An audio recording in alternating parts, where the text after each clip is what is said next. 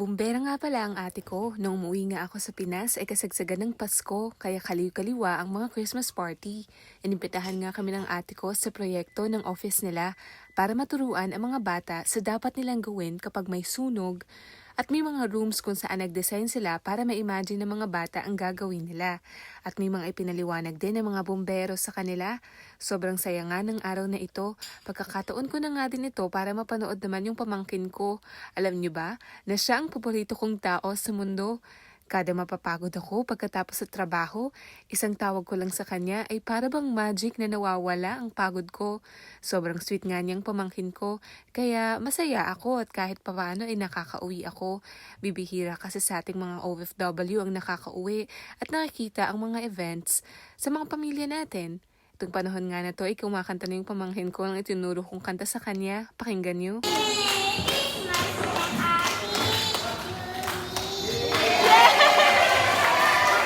Kasama nga din pala namin dito yung daddy at ang lola niya. Kaya sobrang saya talaga ng event na to at nakita namin na nag-host ulit yung ate ko.